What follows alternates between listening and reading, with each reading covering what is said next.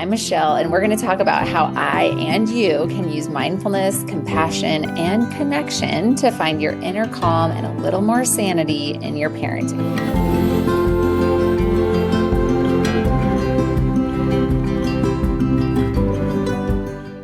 Hi, I'm Michelle, and I help parents who want to parent peacefully to foster strong relationships with their children and at times find it really hard.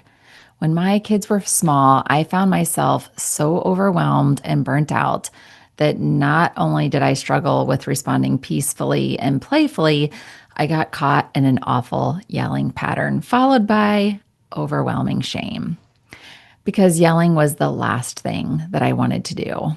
Now let's talk about how I and you can use the science of mindfulness and self-compassion to find your inner calm and a little more sanity in your parenting.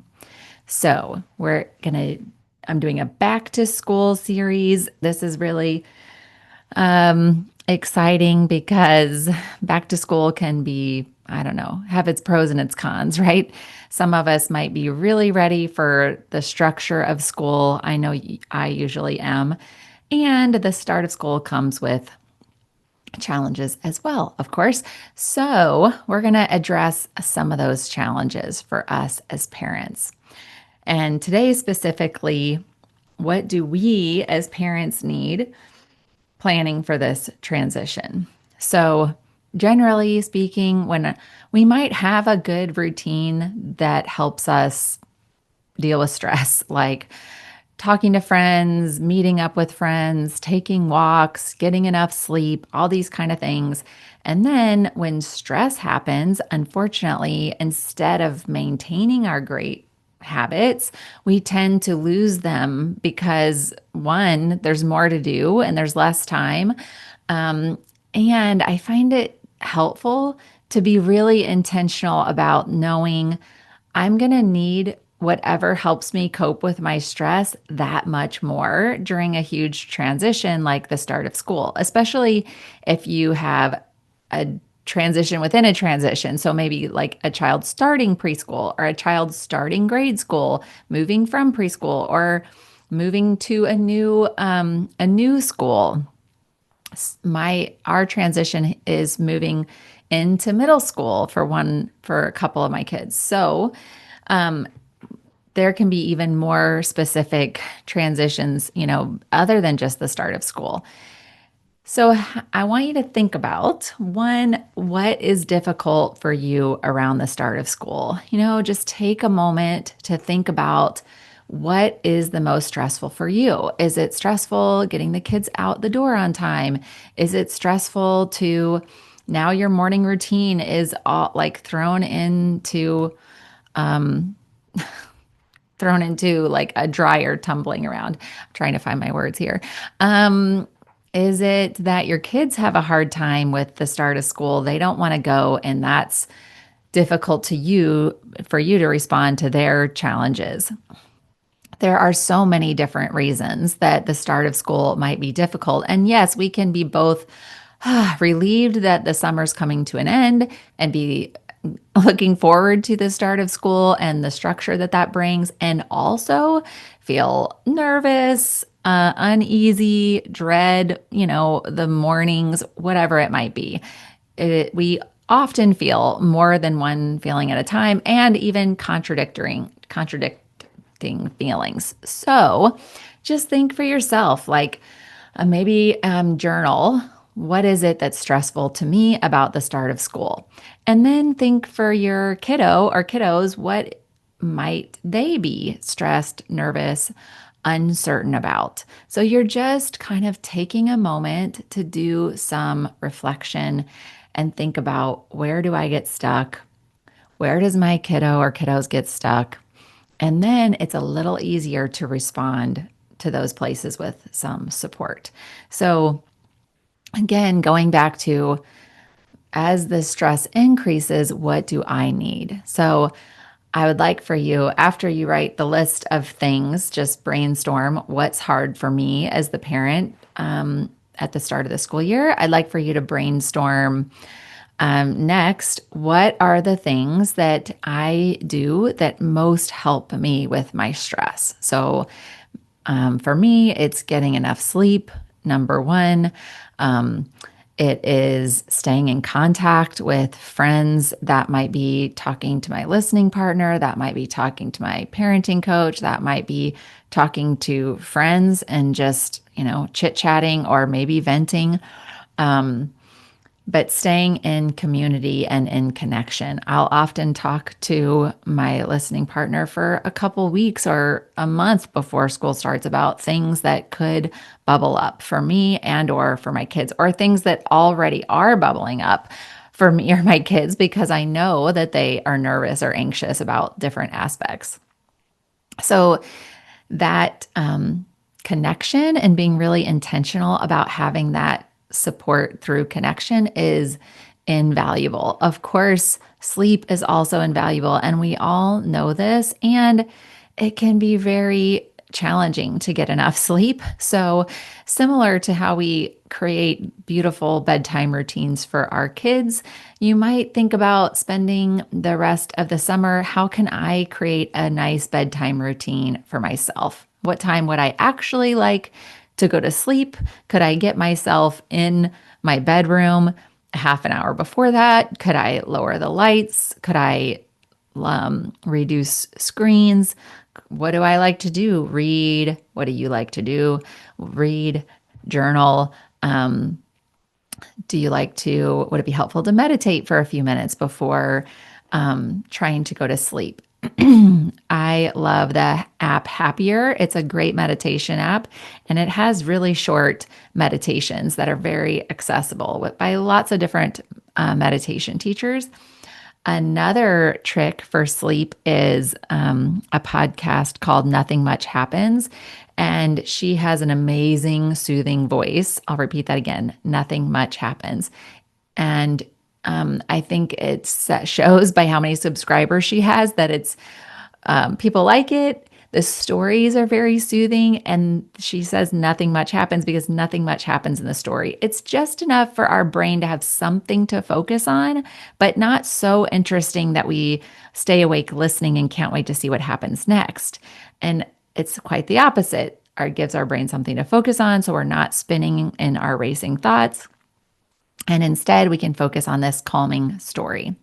And she is a yoga teacher. So it's sort of a mindful story. It's very soothing. Just give it a listen. I highly recommend it. So coming back to what if we can't what if we can't do those things that normally we would like to be able to do, like get enough sleep and or do the things that like I have a great summertime routine for moving my body, and that's going to be turned on its head when school starts again, and I'm going to have to start from scratch with a new routine. And if that's not possible, getting enough sleep, doing the things that help you with your stress, then that's where we get to give ourselves lots of grace, because it is going to be harder. And if we can't do the things that help us with our stress, of course, we're going to experience more stress. So is it possible to give ourselves grace when we are feeling that stress if we can't do those other things like, oh, this is a moment of stress. It's normal to feel stressed at the start of the school year. May I forgive myself for this, go easy on myself during this time. Something like that. That comes from Kristen Neff's self-compassion break. So that's what grace would sound like. Also, it's helpful to think about how could I kind of take it easy on myself and or the kids in our family structure. So maybe you like to make really elaborate meals, or maybe you have a really nice routine around chores. Maybe you, keep your house clean a certain way and all these kind of things. Would it be possible for the week, whenever it is that you need it? Maybe it's the week before school, for sure, the week school starts, and the couple of first weeks of school. I find it to be really helpful to plan super easy meals during this time because I hate cooking. I'm not good at it. And so that is one way that I can relieve my a lot of stress is just by removing that expectation from my plate to have elaborate healthy meals. Like I'll throw out some carrots on the table and we'll have peanut butter and jelly or frozen chicken nuggets, whatever it is that kind of lowers those standards that we might normally have for ourselves. Maybe you could do a little bit less house chores for the first week or two of school. Maybe you can leave the vacuuming. You could leave, I don't know, washing the bedding, whatever it is. If there's any little thing that typically is manageable, but when there's a transition, maybe it's a little bit less manageable, you can support yourself by shifting those expectations for a short period of time. You might also do the same for your kids. Maybe you have really, specific rules around, I don't know, putting the shoes in the closet, um, chores, whatever, cleaning their rooms, all the kind of expectations and things that we normally have for our kids. So think about during the first week of school or the first 2 weeks of school, are there anything that I could say, okay, for these couple of weeks, we're not going to worry about XYZ chores. We're going to just take a break so that we can focus on settling in to our new routines and, yeah, thinking about prioritizing that versus trying to keep up with everything we normally keep up with. It's really difficult when it's a big transition like the start of school. So consider what could you shift around your chores and things like that for that short period of time. And of course, I always like to remind you to give yourself lots of self compassion because the reality is, what I've noticed over the years is my kids have more difficult and challenging behaviors during transitions. And for the longest time, I was always kind of you know, like caught off guard. And then I would talk it through and find out, oh yeah, it's the transition. That's why we're experiencing this. And it was always a relief to one, figure it out, and two, notice or remember it's temporary. These difficult behaviors that are sort of bubbling up are not going to last forever. And now that I've been aware of this for several years, I can be a little bit more intentional about, okay, let me plan ahead. How can I set myself up and my kids up for success? Okay, going back to that self compassion. I know that you've heard it before. We're going to use Tara Brach's RAIN practice. So, R, recognize I'm feeling frustrated, overwhelmed, annoyed. What is it that you're feeling around the start of school? Maybe it's not a lot right now. Okay, great. Just notice as time moves closer. A, allow. Can I allow these feelings to be here versus judging myself for feeling them or trying to push them away and not really wanting to go there? And then I is interconnected. And that is just reminding you and reminding ourselves that we're not alone.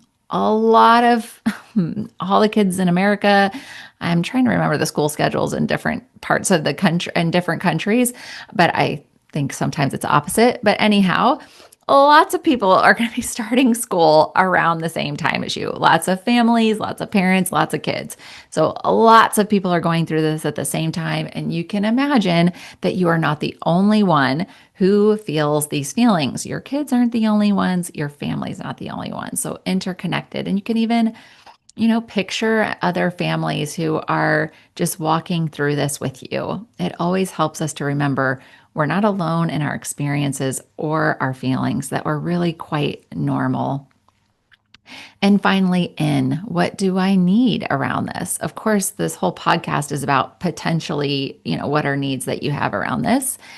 But also, you might need to remind yourself this is temporary. This is a very short season.